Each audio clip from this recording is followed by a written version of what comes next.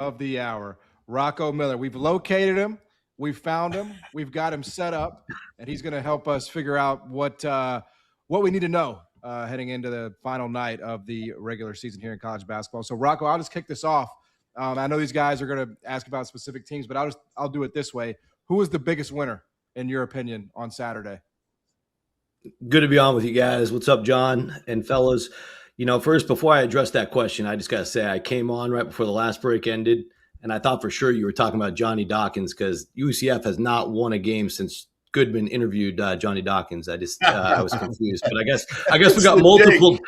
That's what he does. Got multiple jinx going on here. But yeah, I think you guys know the answer to that. The Florida Gators are kind of the, sorry, Rob, but they're the clear-cut choice now to be the fourth number one seed, probably for the second straight year. Barring any stunners, I know Arizona, I haven't seen a score lately, was struggling early with Colorado. But, I mean, at this point, Arizona could probably lose to Colorado and still be a one seed because UConn's loss to Marquette is arguably Arizona was safer than UConn, so I think they would be about equal. But Arizona should hang on. So Florida's the big winner of the day across the board. John, I know you'll ask about the losers, but all you got to do is look at the bubble, man. Like almost the entire bubble lost today. Which makes VCU's win at Dayton like all the more important. I think VCU is about as safe as they've ever been today. I'm not even saying they're safe. It's just a lot of these options are not easy to select right now. VCU got a lot easier to select. Yeah, Rocco, I was going to ask you because a team like NC State, we've kind of assumed that they're in a pretty good position for a long time. And this run of late has not been pretty for them. They lost again today. At home to Stanford. Is there any danger of this team being on the wrong side of the bubble when we look up on Selection Sunday? I think they're going to find a way in, but Dayton is very much in play. A couple of the things that NC State still has going for them, I know it's been really bad lately, but they did a great job buying good mid-major teams that added up. They bought Liberty, beat them by 40. They bought VCU, beat them. Almost every one of their peers on the bubble didn't do stuff like that. And so early on in the bracketology season, NC State was one of the first teams to get 10 quad and 1-2 wins. I think they're the fifth team in the country to get there. And now they've been able to at least sit on those wins. It's almost like a mother hen sitting on the eggs all the way till the finish line. But it's really coming in valuable now because the committee is going to look at this as a body of work. Even their big road wins like at Clemson and at SMU, we thought those were awesome wins at one point.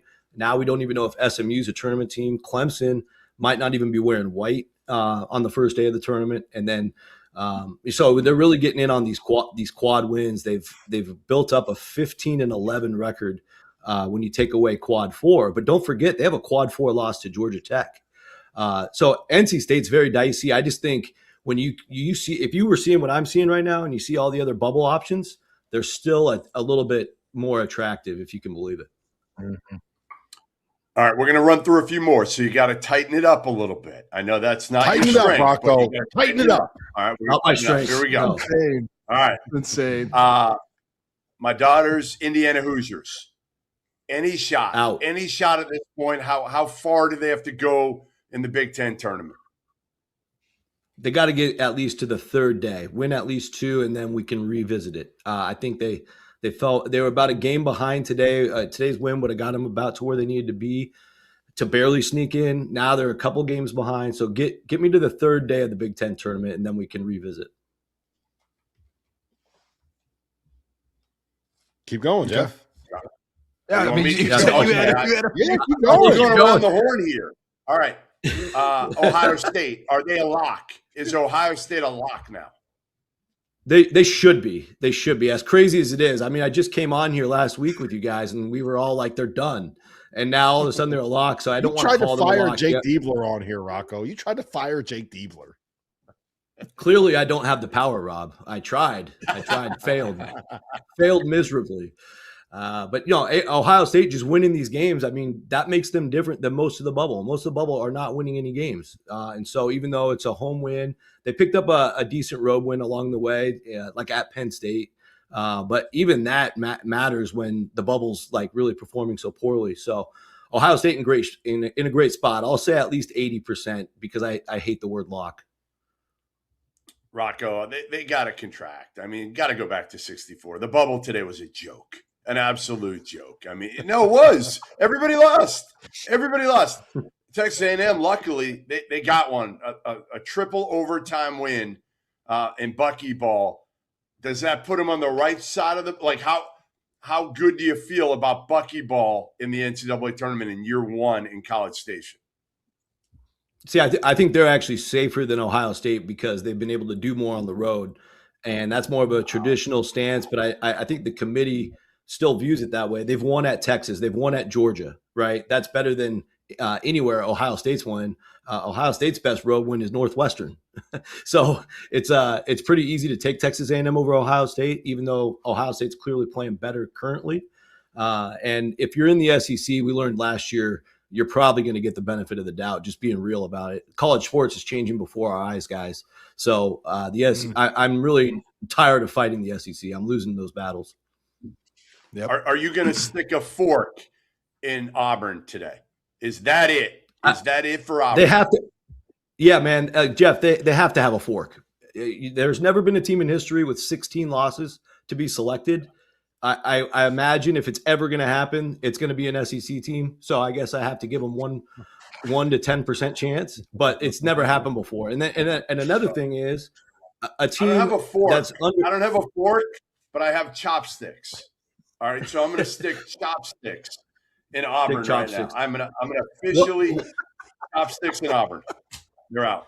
The craziest thing is like Auburn. Their whole case was like they had to play against Bediako. Well, guess what? They got to play against a non-Bediako team, and they were much worse. So now what's the argument? Worse, yeah. That's a great call. Yep.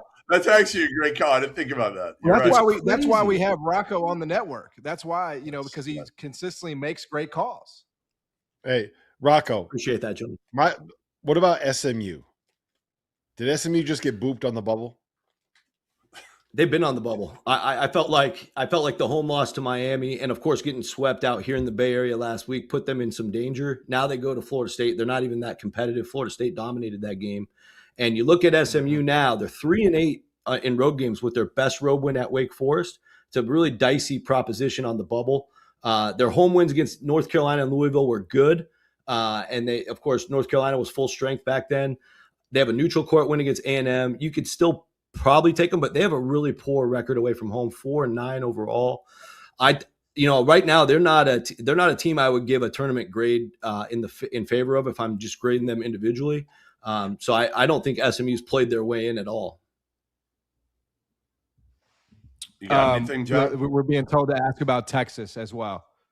Texas, yeah, they lost today. Yeah.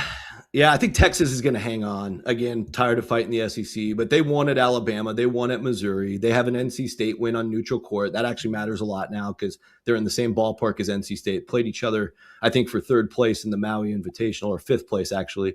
They also beat Vanderbilt and Georgia at home. So there's a nice list of wins, at least with Texas, that you can hang your hat on. That same Oklahoma team they lost to, they actually beat Oklahoma on the road. So in a committee setting, you can argue that kind of cancels each other out. I think Texas is going to be okay. Rocco, is the bubble? Let me hit him with one overall. Is the bubble any different this year than it has been? Because every year I feel like I say the same thing: the bubble sucks. The bubble sucks. The bubble sucks. Is it any different or no? Yeah, I mean, it's not much different. I mean, the majority of the time, what I try to remind people all the time is they're bubble teams for a reason. They're usually going to play themselves out. Today just happened to be a day where virtually everybody tried to play themselves out. There was some big opportunities. Like, I don't want to diss on Virginia Tech. I thought they really fought hard in the second half, but they just fell short. Oklahoma State had a great effort to try to get into this thing, but Houston was just too much down the stretch. So it wasn't all bad. I thought New Mexico fought really hard at Utah State, but it just didn't work out. Yeah.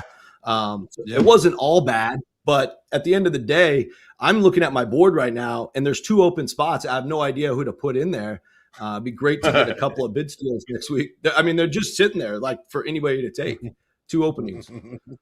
Rocco's got a field of 66. Rocco said we don't need these last 2 bubble teams. We got a field of 66. That's right.